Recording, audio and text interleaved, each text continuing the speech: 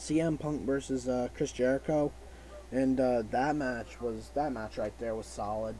Um, uh, now they did a few they did a package where that was like a recent weeks on Raw, and personally and then the match started, and I'm not gonna lie, that match did not end like I wanted it to. Partially, I don't know. I kind of wanted it to go either way because uh, I like CM Punk I like Jericho, but I don't know. I feel a little. I'm a little bit, at that point. I'm just like Jericho should have won that because uh, Jericho. You know, something about Jericho. He's one of those people that it's like at WrestleMania 20. Christian versus Jericho. Something should have happened there. Something they should have continued that match. He should have at least won that match at WrestleMania 20, and it really really shows that I don't know, the WWE does not really pay attention to their history. Um, Jericho is one of those people that really really should have won that match because Jericho's had a good career, and I feel that he could have one more run with the title. And Jericho's always been that kind of person who's always been good on the mic. He's always had unique. He's always had a unique character, and eh, you know, I feel that Jericho's one of those people that, like I said, could really use one more title run. And eh, CM Punk, I like CM Punk, but you know, he's not really. I don't really feel that title that he's holding. Uh, I don't feel that it was really. I don't feel that it's right on him.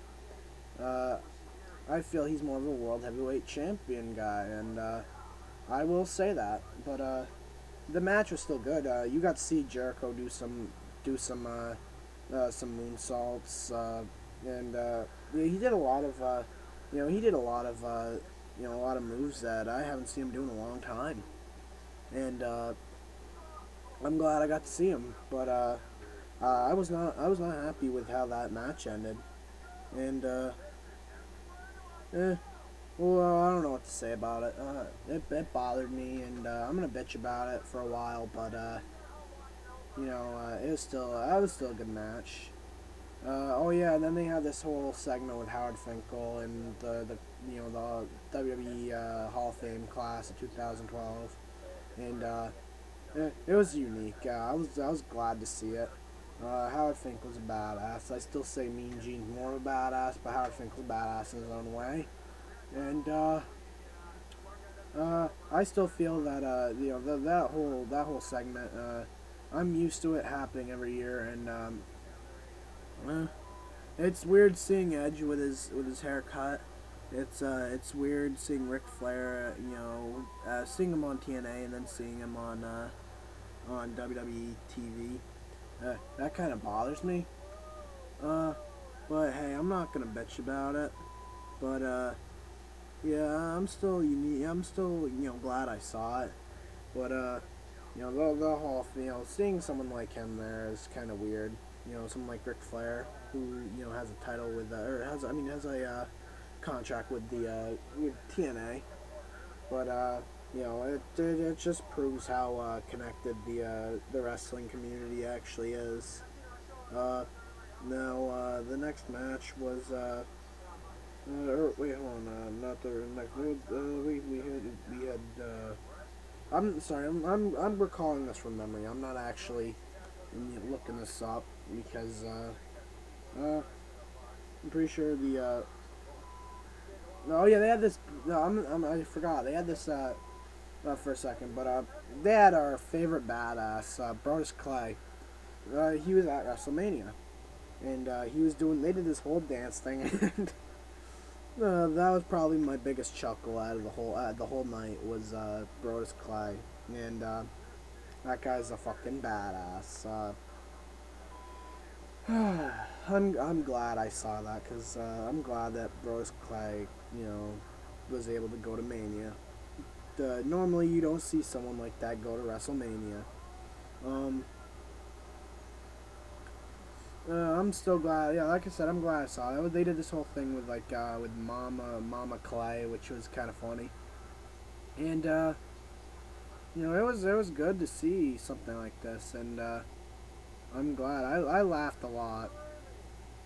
Um, Before we get to The Rock versus Cena, I had one more thing I wanted to say. I forgot about it, but for those people who were kind of pissed off about the Sheamus versus Daniel Bryan match, um, uh, they don't know. I look at that and I'm just like, that was a really big squash match, and that bothers me because that makes it seem like our whole Royal Rumble was kind of a waste for it to just for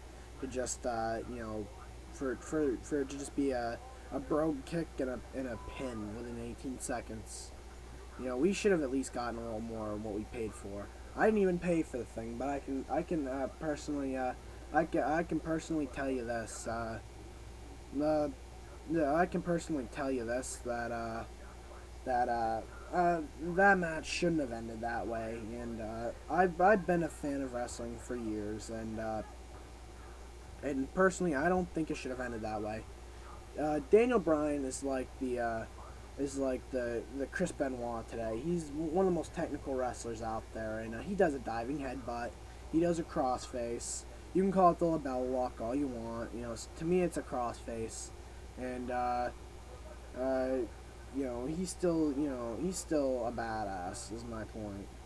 Uh, Daniel Bryan, I'm not really, I can't really say I like Daniel Bryan because I never liked his character, but I like the guy because he comes out and, he puts on his gimmick, and I'm sitting here laughing because, and I'm pretty sure I'm not the only one sitting there laughing at him and thinking, wow, this guy's a badass because he's, because he himself and everybody knows that he actually is capable of doing something, and he's also tolerable of being hated, and I respect him for that. But I feel that he was. I don't know. I didn't want to believe he was a paperweight champion. He's one of those people that just held the title down. But yeah, like I said, when did the Intercontinental title become more important than the World Heavyweight title? Because really, it's not. And I'm not gonna keep bitching about this. You get my point.